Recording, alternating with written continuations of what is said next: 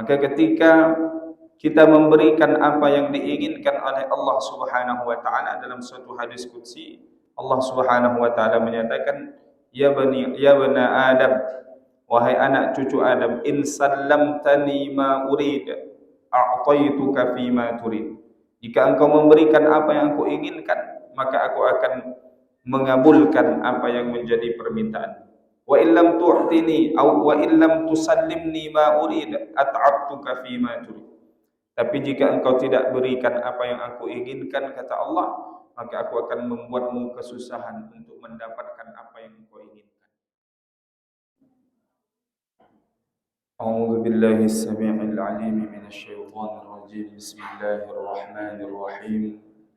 Uhayyikum bi tahiyyatil Islam. Assalamualaikum warahmatullahi wabarakatuh. Alhamdulillahi rabbil alamin wal 'aqibatu lil muttaqin wa la 'udwana illa 'alal zalimin. Asyhadu an la ilaha illallah wa asyhadu anna Muhammadan 'abduhu wa rasuluhu la nabiyya ba'dah. Allahumma salli ala sayyidina Muhammadin wa ala alihi wa ashabihi wa man tabi'ahum bi ihsanin ila yaumiddin wa ba'du. Rabbi shrah li sadri wa yassir li amri wa hlul 'uqdatam min lisani yafqahu qawli. Allahumma faqihna fid din wa 'allimna ta'wil. Ma'asyiral muslimin, Bapak dan Ibu sidang jamaah salat fardhu zuhur yang dirahmati Allah Subhanahu wa taala. Bersyukur kita kepada Allah dengan mengucapkan alhamdulillah, bersalawat kepada baginda Rasulullah dengan melafazkan Allahumma salli ala sayyidina Muhammad wa ala ali sayyidina Muhammad. Assalamu alayka ya Rasulullah. Melanjutkan kajian kita, pembahasan pada kitab Al-Hikam karya Al-Imam Ibnu Athaillah As-Sakandari rahimahullahu ta'ala, pasal yang ke-28 yang berkaitan tentang bagaimana agar orang yang benar-benar berusaha agar selalu dekat kepada Allah Subhanahu wa taala, yang disebut dalam istilah ilmu tasawuf atau ilmu tariqat adalah as-saliku, orang yang menempuh suatu jalan yang biasa kita dengar dengan istilah bersuluk. Maka orang yang berusaha agar senantiasa merasa dekat dengan Allah Subhanahu wa taala akan banyak menghadapi cobaan dalam perjalanannya tersebut. Maka kata Al-Imam Ibnu Athaillah As-Sakandari rahimahullahu ta'ala, ma aradat himmatu sadikin an taqifa indama kushifa laha illa wanadathu hawatiful haqiqati alladhi tatlubuhu amamaka. Jadi kata beliau, tiada kehendak dan semangat bagi orang yang sadik ini, orang yang menempuh suatu jalan untuk menuju kepada Allah Subhanahu wa taala. Wusul bahasa kita, sampai, artinya adalah selalu merasa dekat dengan Allah Subhanahu wa taala kapanpun dan dimanapun dia berada. Maka tidak akan berhenti, atau ketika dia berhenti pada suatu keadaan, pada suatu kondisi karena mendapati merasa sudah sampai kepada apa yang diinginkan, kecuali akan ada bisikan yang datang kepadanya berupa ilham dari Allah Subhanahu wa taala, akan mengatakan alladzi tatlubuhu amamak, bahwa yang kau cari itu bukan yang sekarang engkau dapati, tapi masih jauh. Karena apa? Karena tujuan seorang yang menempuh suatu jalan untuk dekat kepada Allah Subhanahu wa taala, tujuannya bukan hanya kesenangan ataupun manfaat duniawi. Maka tujuan utamanya adalah mendapatkan kebahagiaan ukhrawi. Maka ketika dia mendapati kesenangan sementara yang fana, kebahagiaan di dunia ini, maka dia akan diperingati, bukan itu yang menjadi tujuanmu. Maka jangan merasa puas dengan hal tersebut.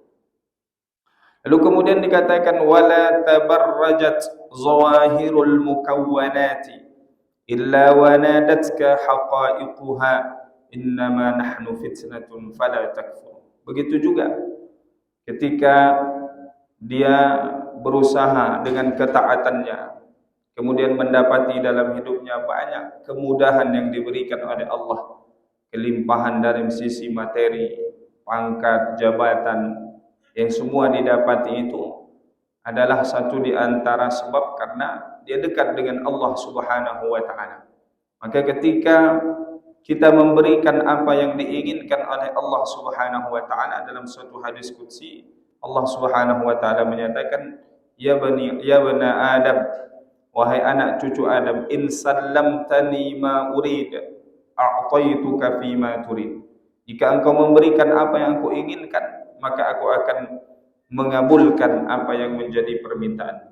Wa illam tu'tini wa illam tusallimni ma urid at'abtuka fima turid. Tapi jika engkau tidak berikan apa yang aku inginkan, kata Allah, maka aku akan membuatmu kesusahan untuk mendapatkan apa yang engkau inginkan. Wa'lam, dan ketahui, kata Allah, la yakunu illa ma urid. Sesuatu itu tidak terjadi kecuali atas keinginanku, kata Allah Subhanahu wa ta'ala. Maka ketika mendapati kenikmatan, ya, kesenangan yang fana, yang sementara, maka mestilah akan datang pula bisikan kepadanya, innama nahnu fitnatun fala takfur, bahwa kesenangan dunia ini, ya, kebahagiaan dunia ini adalah fitnah, ya, adalah godaan yang besar yang bisa saja melencengkan dari tujuan hakikat, yakni mendapatkan kebahagiaan akhirat. Tidak sedikit kita dapati dalam kisah-kisah bagaimana orang-orang soleh yang kemudian ketika diuji dengan kesenangan dunia, lupa dan lalai akan tujuan hakikatnya, atau jauh dari ibadah yang sebagaimana pernah ditempuh sebelumnya. Maka Al-Imam Al-Ghazali rahimahullah ta'ala menyebutkan dalam kitab beliau Minhajul Abidina ilal Jannah, jalan yang ditempuh oleh seorang abid agar dapat meraih surganya Allah Subhanahu wa ta'ala. Beliau menyebutkan di antara godaan yang besar yang dihadapi manusia agar istiqamah dalam ibadahnya, ada yang pertama adalah dunia, dunia tempat kita hidup, tempat kita mampir, tempat kita singgah ini. Maka kita harus mengenal betul hakikat dunia ini bagaimana. Tentu disebutkan bahwasanya innamad dunya lahwun wa la'ibun. Kehidupan dunia ini penuh dengan tipu daya, penuh dengan permainan. Maka kita harus menyadari betul agar tidak terjerumus kepada hubbud dunya, cinta akan kehidupan dunia ini. Yang kedua, menjadi godaan terbesar bagi seorang hamba abid sadiq yang menempuh suatu jalan agar senantiasa dekat kepada Allah adalah al-khalq, yakni makhluk Allah yang lain, yang terutama adalah manusia itu sendiri. Kenapa? Karena tidak sedikit orang terpengaruh dari beribadah kepada Allah karena salah dalam bergaul, salah dalam memilih kawan. Maka Nabi sallallahu alaihi wasallam menekankan, al-mar'u ala dini khalilihi falyanzur man yukhalil. Seseorang itu beragama, beribadah sebagaimana ibadahnya kawannya, sahabatnya, karibnya. Maka lihat siapa yang engkau jadikan sahabat dalam hidup ini.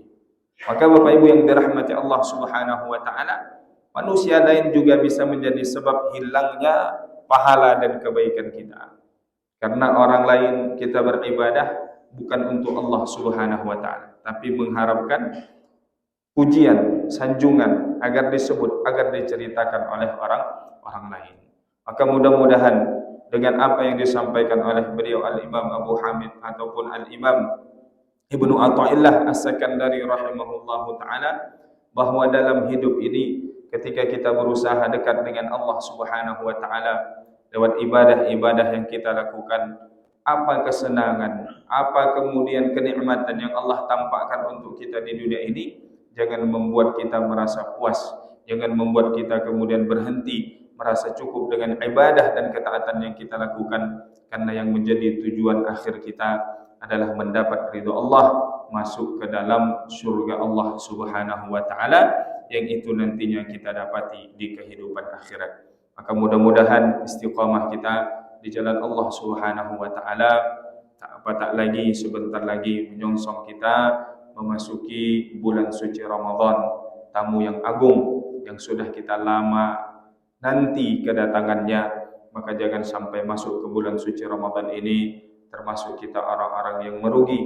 Yang disebutkan dalam suatu riwayat, Jibril datang berbisik kepada Nabi sallallahu alaihi wasallam, khaba wa khasir, celaka, merugi man adraka ramadhana wa lam yughfar lah, orang yang dipertemukan dengan bulan suci Ramadan tapi tidak mendapat ampunan Allah Subhanahu wa taala. Apa yang menjadi penghalang kita mendapat ampunan? Satu di antaranya adalah ketika masih ada perselisihan, permusuhan, tidak bertegur sapanya kita dengan saudara kita yang lain, maka bisa menjadi sebab kita terhalang mendapat ampunan Allah Subhanahu wa taala. Maka sudah menjadi hal yang lumrah sebelum kita masuk bulan suci Ramadan ini, kita saling memaafkan satu dengan yang lain. Maka begitu juga pada kesempatan siang hari ini, kami atas nama pribadi memohon maaf kepada jamaah semua yang apabila selama menyampaikan tausiah kajian di masjid kita ini ada salah kata ataupun tindak tanduk yang tidak pada tempatnya, mudah-mudahan sudi kiranya membukakan pintu maaf. Demikian Bapak Ibu yang dirahmati Allah Subhanahu wa taala yang dapat kita sampaikan di siang hari ini. Mudah-mudahan memperkuat ibadah dan keistiqamahan kita untuk meraih kebahagiaan yang hakiki, yakni surganya Allah Subhanahu wa taala nantinya. Amin ya rabbal alamin. Wallahu a'lam bissawab. Yang benar datangnya dari Allah, yang salah dari kami sendiri. Ihdinas siratal mustaqim. Allahumma ja'alna minal ladzina yastami'una al-qawla fayattabi'una ahsana. Allahumma inna nas'aluka al-huda wat-tuqa war-ridha wal-'afafa wal-ghina. Allahumma barik lana fi Sya'ban wa ballighna Ramadan.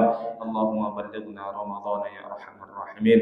Rabbana atina fid dunya hasanah wa fil akhirati hasanah wa qina 'adzaban nar. Wa sallallahu ala sayyidina Muhammad wa ala alihi wa sahbihi ajma'in walhamdulillahi rabbil alamin. Mohon maaf atas segala kekurangan dan kekhilafan. Wassalamualaikum warahmatullahi